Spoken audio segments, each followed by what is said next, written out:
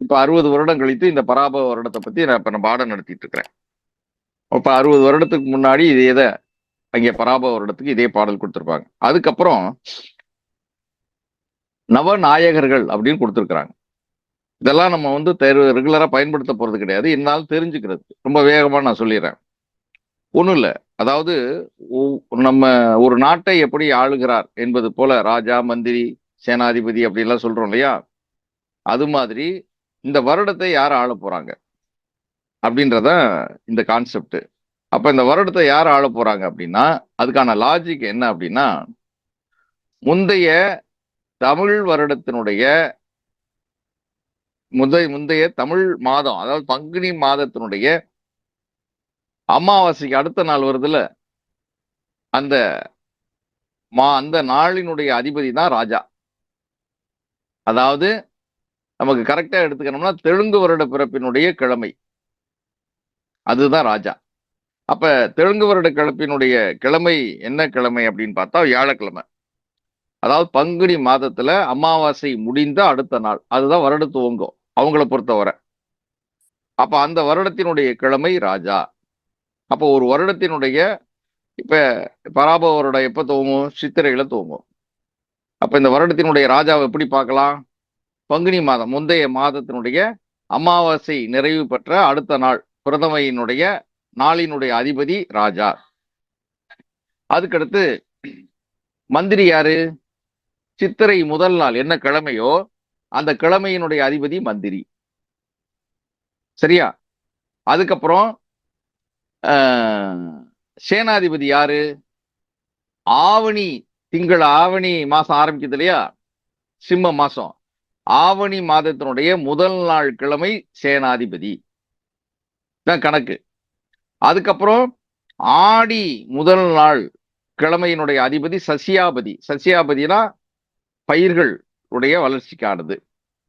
மார்கழி முதல் நாள் கிழமையினுடைய அதிபதி தானியாதிபதி, தானியங்கள். ஆணி முதல் நாள் கிழமையினுடைய அதிபதி அர்க்கியாதிபதி. அர்க்கியாதிபதினா விலைவாசி தான், நம்ம கொடுத்து வாங்குறோம். பண்ட மாற்று, அந்த காலத்துல பண்ட மாற்று இருந்தது. அர்க்கியம்னா கொடுத்து வாங்குறது.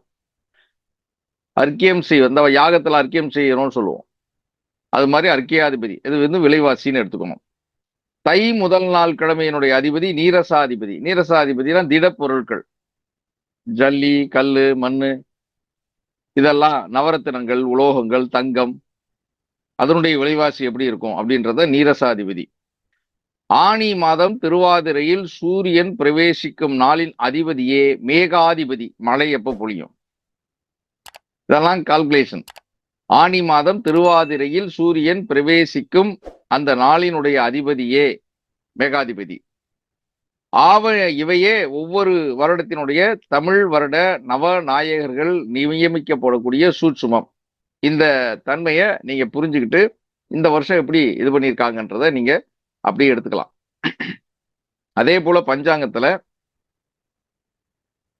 சித்திரை 1 முதல் பங்குனி 30 வரை ஒவ்வொரு நாளும் கோள்களினுடைய சஞ்சாரம். அப்ப இந்த சஞ்சாரங்கள், சஞ்சார பலன்கள் இங்கே கொடுத்துருப்பாங்க. யாரு பஞ்சாங்கத்துல கொடுத்துருப்பாங்க, அதை பார்த்துக்கலாம்.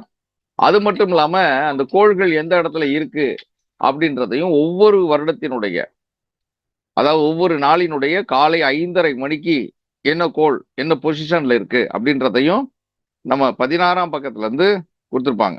16ஆம் பக்கமா 46 பக்கமா? இல்ல, இந்த வரேன்.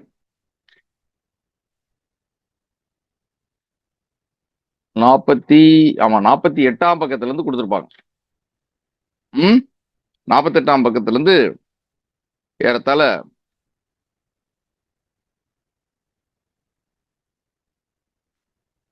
61ஆம் பக்கம் வரை கொடுத்துருக்காங்க.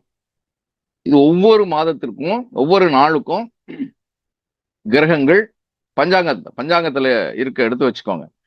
48ஆம் பக்கத்துல இருந்து 60ஆம் பக்கம் வரை கொடுத்துருப்பாங்க. 60, 61 வரை இருக்கும். அப்ப சூரியன், சந்திரன், அங்காரகன்னா செவ்வாய், புதன், குரு, சுக்கிரன், சனி, ராகு, கேது இருக்காது. ராகுக்கு 180 டிகிரியில கேதுவை போட்டுக்கலாம். யுரேனஸ், நெப்டியூன் வரை கொடுத்துருக்காங்க. ஏன் யுரேனஸ் நெப்டியூன்லாம் மேலை நாடுகள்ல இன்னும் யுரேனஸ் நெப்டியூனா பயன்படுத்திட்டு இருக்காங்க. நம்ம தான் அதை பயன்படுத்துறது இல்லை. அதனால இதை கொடுத்துட்டு இருக்கிறாங்க, இன்னைக்கு வரை கொடுத்துட்டு இருக்கிறாங்க. அதனால இதை நாம பயன்படுத்திக்கலாம். இது வந்து சஞ்சார பலன்கள், கிரகங்களுடைய நிலை எந்த பொசிஷன்ல காலையில 5:30 மணிக்கு இருக்குன்றத, அந்த நிராயன ஸ்புடம்னு இருக்கும், நீரா அப்படின்னு இருக்கும், அதுதான் இருப்பு நிலை. ரைட்டா? சரி. அதுக்கடுத்து பாத்தீங்கன்னா ஜென்ம ராசிக்கு ஏற்றபடி ஆதாயம் விரயம்லாம் கணக்குகள் போட்டிருப்பாங்க. அதெல்லாம் ஒண்ணு பஞ்சாங்கத்துல அது ஒரு விஷயம். ஒவ்வொரு ராசிக்கும் இந்த வருடம் ஆதாயம் எவ்வளவு, இந்த வருடம் விதைய எவ்வளவு, விரயம், இந்த வருட இருப்பு எவ்வளவு அப்படின்ற ஒரு கணக்கு. ஆனா அது பெரும்பாலும் பலிக்கிறது இல்லை. ஏன்னா இது ஒவ்வொரு ராசிக்கும் போட்டுக்கிறதுனால அதே மாதிரி நட்சத்திர கந்தாயம், ஒவ்வொரு கந்தாயத்துக்கும் முதல் 4 மாசத்துல எப்படி இருக்கும், அடுத்த 4 மாசத்துல எப்படி இருக்கும், அடுத்த 4 மாசத்துல இருக்கும். அதாவது முன் நடு கடைன்னு போட்டிருப்பாங்க. அதுக்கு தகுந்த மாதிரி இந்த நட்சத்திர கந்தாயம் ஒவ்வொரு நட்சத்திரத்துக்கும் பலன்கள் கொடுத்துருக்காங்க. இது அந்த காலத்துல இருந்து இருக்கு. அதனால பெரிய பலன்கள். அதே மாதிரி கிரகணங்கள்லாம் எப்ப நடக்கும், எப்படி நடக்கும், எந்த தேதியில நடக்கும், அது இந்தியாவில் தெரியுமா தெரியாதா என்பதையும் பஞ்சாங்கத்தில் கொடுத்துருப்பாங்க. அப்புறம் விவசாய விஷயங்கள், விவசாயம் எப்போ விதை போடுவது, எப்போ உழுவது, எப்போ அதை அறுவடை செய்யறது, அதுக்கெல்லாம் ஒரு காலக்கெடு. அந்த காலத்துல ஜோதிடம் பார்த்து தான் விவசாயம் பண்ணியிருக்காங்க. அப்புறம் மகர சங்கராந்தி பலன், தை மாதம் 1ஆம் தேதி சூரியன் மகர ராசிக்குள்ள பிரவேசிக்கக்கூடிய அந்த காலம், அவர் என்ன உடை போட்டு வருவாரு, என்ன வாகனத்துல வருவாரு அப்படின்றத வச்சுட்டு அந்த வருஷத்தினுடைய பலனை தீர்மானித்திருப்பார்கள். அது பஞ்சாங்கத்தில் இருக்கும். அதே மாதிரி குரு சுக்கிர மூடம், ஒரே சமயத்துல சூரியனோட குருவும் சுக்கிரனும் அஸ்தங்கம் ஆகிவிட்டால் அந்த நாள்ல எதுவும் செய்யக்கூடாது என்பது விதி. அதனால குருவும் சுக்கிரனும் நமக்கு நன்மைகளை செய்யக்கூடிய கிரகங்கள், அது சூரியனோட அஸ்தங்கமாகி விடக்கூடாது. அப்படி ஆகுனா அந்த காரியத்தை, அந்த நாட்களை பயன்படுத்தி கொண்டு, அந்த நாட்களை அறிந்து கொண்டு எந்த காரியங்கள் செய்ய வேண்டாம் என்பதற்காக கொடுக்கப்பட்டிருப்பது குரு சுக்கிர மூடம். அப்புறம் சுப முகூர்த்த பலன்கள். இப்ப சுப முகூர்த்த பலன்கள் அப்படின்னா நம்ம அந்த பஞ்சாங்கத்தை வச்சா முகூர்த்தம் குறிப்போம். பலன்கள்ன்றதை விட நாட்கள், சுப முகூர்த்தம் குறிக்கக்கூடிய நாட்கள் கொடுத்துருப்பாங்க. வாக்கிய பஞ்சாங்கத்தில் நிறைய கொடுத்துருப்பாங்க, திருக்கணிதத்துல கம்மியா இருக்கும். ஏன்னா கொஞ்சம் பர்ஃபெக்டா இருக்கும் திருக்கணிதத்துல. அப்புறம் விரத தினங்கள், அதாவது 19ஆம் பக்கத்துல விரத தினங்களை பூரா போட்டிருப்பாங்க. என்னென்ன விரத தினங்கள், அந்தந்த தினங்கள்ல எப்படி நீங்க விரதம் அனுஷ்டிக்க வேண்டிய விஷயங்கள் எல்லாம் இந்த 19ல இந்து முக்கிய பண்டிகை, இந்துக்களினுடைய முக்கிய விரதங்கள் அப்படின்னு போட்டிருப்பாங்க. அதை நீங்க பாத்துக்கலாம். அப்புறம் தான் பாதசாரங்கள் சொன்னேன் இல்லையா, வாசன் பக்கம் 20ஆம் பக்கத்துல இருந்து 23வது பக்கம் வரை சூரியன் முதல் கேது வரையிலான ஒவ்வொரு கிரகமும் எந்தெந்த நட்சத்திரத்தின் வழியாக பயணப்படுகின்றன என்பதை இதுல கொடுத்துருப்பாங்க. அதே போல சந்திரன் வந்து தினக்கோள்ன்றதுனால அது கொடுக்க மாட்டாங்க, மற்ற கிரகங்களுக்கெல்லாம் கொடுத்துருப்பாங்க. நாம அதை எடுத்துக்கலாம், பாதசாரங்களை எடுத்துக்கலாம். அப்புறம் 24ஆம் பக்கம் முதல் 47ஆம் பக்கம் வரை தமிழ் மாதங்களில் ஒவ்வொரு தினத்திற்கு உண்டான வாரம், திதி, யோகம், கர்ணம் எல்லாம் கொடுத்துருப்பாங்க. 24ஆம் பக்கம் எடுத்தீங்கன்னா சித்திரைக்கு ஸ்டார்ட் ஆகும். ஒவ்வொரு நாளினுடைய இன்னைக்கு என்ன கிழமை, இன்னைக்கு என்ன திதி, இன்னைக்கு என்ன யோகம், இன்னைக்கு என்ன கர்ணம், இன்னைக்கு அமாவாசை இப்போ மத்தியானம் 12க்கு பிறக்க போகுது. அப்ப இதெல்லாம் எதுல கொடுத்துருப்பாங்க, பஞ்சாங்கத்துல கொடுத்துருப்பாங்க. 12:21க்கு அமாவாசை பிறக்குது. அது எப்போ வரை இருக்கு, நாளைக்கு 8:30 மணி வரை இருக்கு. நாம காலையில அதிகாலையில வழக்கமா பித்ரு வழிபாடு செய்வோம்.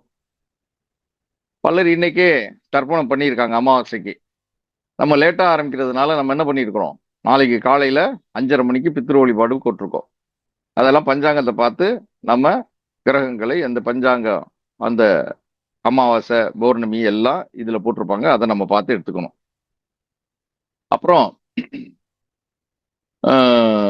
ஒவ்வொரு நாளினுடைய அமைவு, 1 மணின்றது 1 மணி நேரம்ன்றது 2.5 நாழிகை, 24 நிமிடம் ஒரு நாழிகை.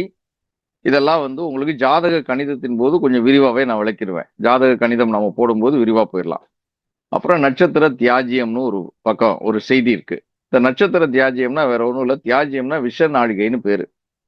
இந்த நட்சத்திரம் செயலிழந்த நேரம் அது. அதாவது முக்கியமாக சூரிய சந்திரர்கள் செயலிழந்த நேரம் அப்படின்ற ஒரு நேரத்தை கண்டுபிடிச்சு கொடுத்துருக்காங்க. அது வேலை செய்யுது, நான் பார்த்துருக்கேன். அதனால நட்சத்திர தியாஜியம், அந்த தியாஜிய நேரத்துல இந்த குழந்தை பிறப்பு முகூர்த்த நேரங்கள்லாம் குறிக்கக்கூடாது, அதுக்காக அந்த இடத்த அதை கொடுத்துருப்பாங்க. அப்புறம் அமிர்தாதி யோகம், தினசரி ஒரு யோகங்கள் அமிர்தாதி யோகம்னு வரும். என்ன யோகம்னா சித்த யோகம், அமிர்த யோகம், மரண யோகம், பிரபாலரிஷ்ட யோகம்னு 4 யோகங்கள் வரும். அது கிழமையையும் நட்சத்திரத்தையும் அடிப்படையில் அதை நிர்ணயம் பண்ணியிருப்பாங்க. அது பஞ்சாங்கத்தில் இருக்கு. அதையும் நம்ம பார்த்துக்கலாம். அதுக்கடுத்து பார்த்தீங்கன்னா நேந்திரம் ஜீவன் இருக்கும். நேந்திரம்னா பார்வை, ஜீவன்னா உயிர். அந்த ஒரு நாளுக்கு அந்த நாளுக்கு பார்வை இருக்கா, அந்த நாளுக்கு உயிர் இருக்கான்னு பார்த்துங்க. 1 போட்டிருப்பாங்க, சில நேரத்தில் 2 போட்டிருப்பாங்க, 1 2 1 1 1 1, சில நேரத்தில் 0 0 போட்டிருப்பாங்க. நேந்திரம் 0, பார்வையும் 0னா, அதாவது நேந்திரம் ஜீவன் ரெண்டுமே 0 0னா அந்த நாள் குருட்டு நாள்னு பேரு. அந்த நாள்ல எந்த காரியங்களும் செய்யக்கூடாது. இது நேந்திரம் ஜீவன். அதுக்கப்புறம் விவாக சக்கரம். இந்த விவாக சக்கரம் இப்ப யாருமே பார்க்கறது இல்ல. அதாவது முகூர்த்தம் குறிக்கும் போது இதை நம்ம பயன்படுத்திக்கணும். அதாவது முக்கியமாக பெண்ணினுடைய நட்சத்திரத்திற்கு முகூர்த்த அந்த நாளினுடைய நட்சத்திரம் கரெக்டா செட் ஆகணும். எந்தெந்த பகுதியில் செட் ஆகணும்? அதாவது கிழக்கில் செட் ஆனா நல்லது, தென்மேற்கில் செட் ஆனா நல்லது, வடக்கில் செட் ஆனா வடகிழக்கு செட் ஆனால் நல்லது. அப்ப இதுல நடுவுல மேற்குல, நடுவில், தென்கிழக்கில், தெற்கில், மேற்கில், வடமேற்கில் இதெல்லாம் போய் செட் ஆச்சுன்னா நல்லது இல்லை. அப்படி இந்த விவாக சக்கரம் பார்த்து தான் விவகாரம் குறிக்கணும். ஆனால் பெரும்பாலும் இதை பார்க்கறது இல்லை. ஆனா பார்த்து பண்றது ரொம்ப சிறப்பு.